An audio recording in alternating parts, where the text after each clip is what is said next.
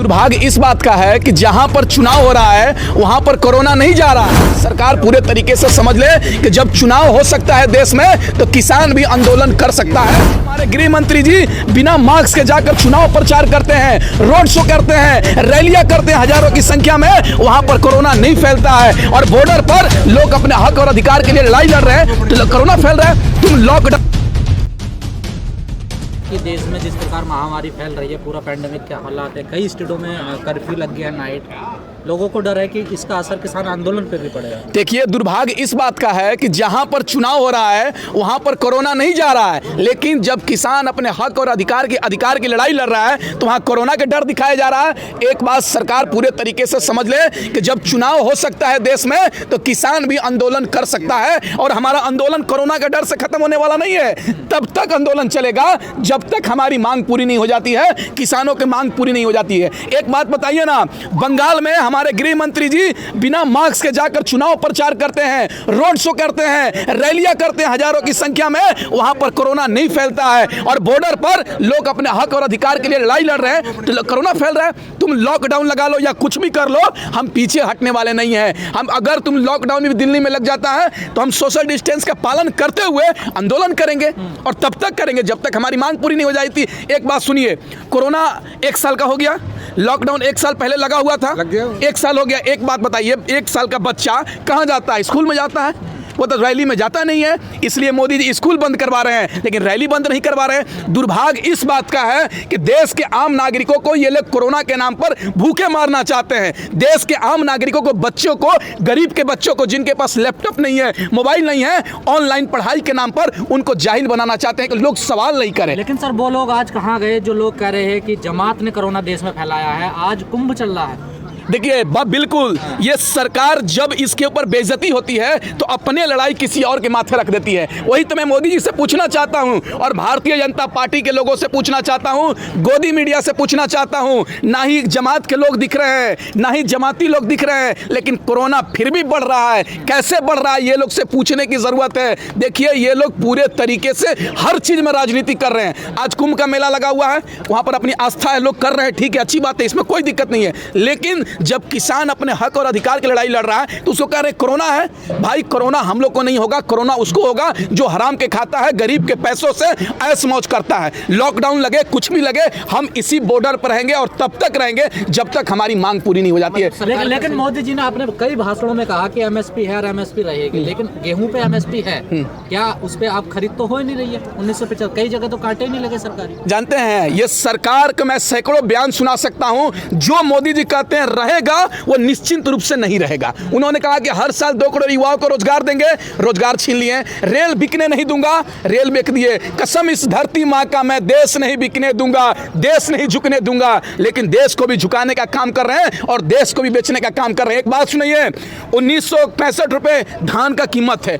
आज देखिए सरकार कहां एमएसपी है। बिहार का और देश के तमाम हिस्सों का किसान 1200 रुपये 1300 रुपये कुंटल धान बेचने में मजबूर है। यह सरकार किनने को तैयार नहीं है। गेहूं का एमएसपी का रेट सरकार तय कर रही है, लेकिन आज भी किसान गेहूं के औने पौने भाव में बेचना पड़ रहा है। अगर एमएसपी रहता तो किसानों की मांग, किसान एमएसपी पे नहीं अड़े रहता। ये जान रहा है किसान कि ये सरकार जो एमएसपी तय करती है उस पे कानून नहीं बना हुआ है। कोई भी व्यापारी एमएसपी पे कानून से अनाज नहीं खरीदता है। इसीलिए कह रहा है किसान कि एमएसपी पे कानून बना दीजिए। जो भी व्यापारी, जो भी कंपनी एमएसपी से नीचे खरीदेगा वो जेल जाएगा। यही तो किसान मांग रहा है। क्यों मोदी नहीं सुन रहे हैं? एक बात सुन लीजिएगा, यह सरकार पूरे तरीके से नहीं बोलते हैं, दिल है ना मुंह में आ गया है।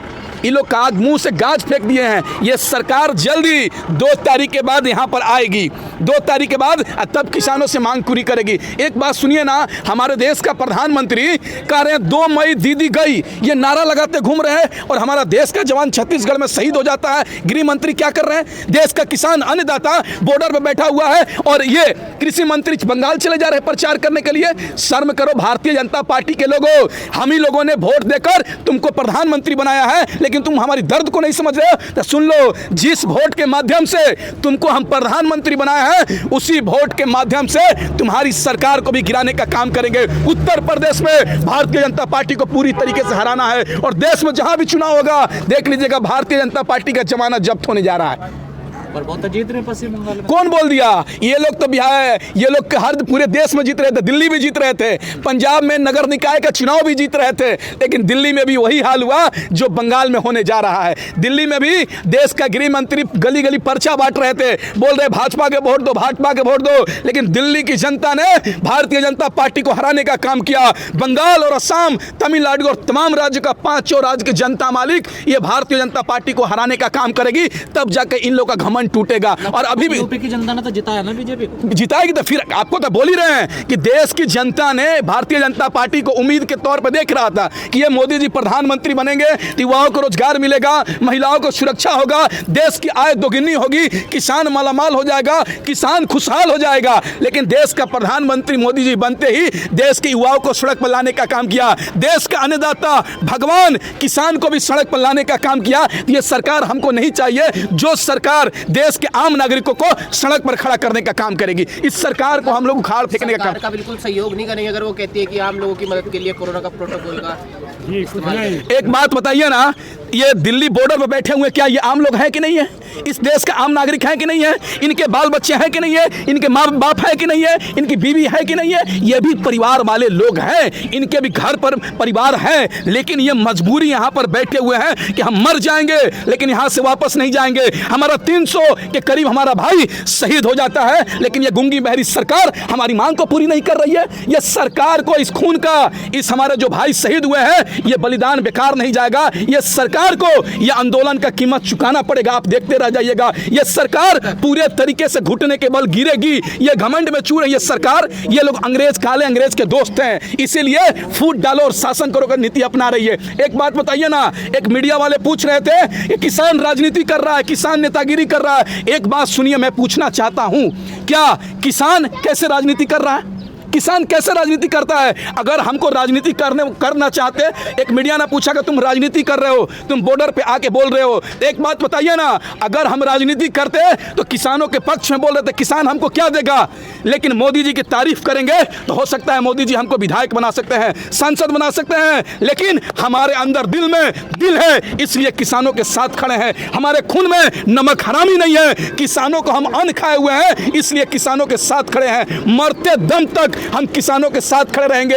एक बात सुन लीजिए, वो हमारे पास हुनर नहीं है जो इंसान से कुत्ता बनने के लिए, जिनके पास हुनर है इंसान से कुत्ता बनने के लिए, वो इंसान से कुत्ता बन करके अपने बेटा को आईपीएल में खिला रहे हैं। ये लोग वही पलक सुरक्षा ले रहे हैं, कंगना रनावत मोदी जी की तारीफ करके। देश में तो यही चल रहा है कि जो मोदी जी की तारीफ करेगा वो मालामाल हो जाएगा, जो मोदी जी का विरोध करेगा वो आतंकवादी हो जाएगा, खालिस्तानी हो जाएगा, पाकिस्तानी। चुनावी तारीफ ही चुनते ना जब मालामाल हो जाओगे। नहीं, हम यही तो बात कहें कि हमारे अंदर वो हुनर नहीं है इंसान से कुत्ता बनने के लिए, हमारे खून में नमक हरामी नहीं है कि जो हम नमक हराम बन जाएंगे। एक बात सुन लीजिए, जो अन्न खाता है वो किसानों के साथ खड़ा है, जो गोबर खाता है वो मोदी के साथ खड़ा है। हम गर्व से कहते हैं किसानों के उगाए हुए अनाज खाते हैं, किसानों के साथ खड़े हैं, मरते दम तक हम किसानों के साथ खड़े रहेंगे। देखते रहिएगा, 4-5 महीने तो हो गए और कितना देर। आपने सुन लीजिए, आजादी की लड़ाई 90 वर्ष तक लड़ी गई थी, ये आजादी की दूसरी लड़ाई है। अभी तो 4 महीने लड़े हैं, हमको 4 साल भी लड़ने की जरूरत आएगी, तो इसी बॉर्डर पे बैठे रहेंगे जब तक हमारी मांग पूरी नहीं हो जाती। एक बात सुन लीजिए, सरकार पूरे तरीके से चुनाव में व्यस्त है, किसान भी अपने अपने खेतों में चल गया है। गेहूं काटने के बाद किसान भी, बंगाल से 3 तारीख को सरकार भी पहुंचेगी और 3 तारीख के बाद किसान भी पहुंचेंगे, तब जाकर किसानों से हमारी बैठक होगी। हमारी सरकार मांगेगी, पूरी करेगी, क्यों नहीं करेगी? ये हमारी जायज मांग है, सरकार को मांग पूरी करना पड़ेगा। एक आखिरी सवाल आपसे, 14 अप्रैल को तमाम किसान जो हैं बॉर्डर पर हैं वो डॉक्टर भीमराव अंबेडकर की जयंती मना रहे हैं, कैसे देख रहे हैं? बिल्कुल, देखिए, बाबा भीमराव साहब अंबेडकर ने संविधान बनाया, उस संविधान के तहत हम लोकतांत्रिक तरीके से धरना प्रदर्शन कर सकते हैं, ऊंच नीच का भेद मिटाया गया, हमें एकजुटता का परिचय दिखाया गया। इसलिए 14 तारीख को हम बाबा भीमराव साहब के अंबेडकर का जयंती मनाएंगे और देश की जनता को संदेश देंगे और सरकार को भी संदेश देंगे। हमने होली भी मनाया, ईद भी मनाने का काम करेंगे, भगत सिंह का भी जयंती मनाने का काम किए हैं, भीमराव अंबेडकर साहब भी जयंती मनाने का काम कर रहे हैं। स्वतंत्र दिवस भी मनाने का काम किए हैं, तो हम आगे गणतंत्र दिवस भी मनाने का काम करेंगे। जब तक हमारी मांग पूरी नहीं होगी तब तक हमारा आंदोलन जारी रहेगा। जब तक तोड़ेंगे नहीं तब तक छोड़ेंगे नहीं। इनकलाब जिंदाबाद, इनकलाब जिंदाबाद।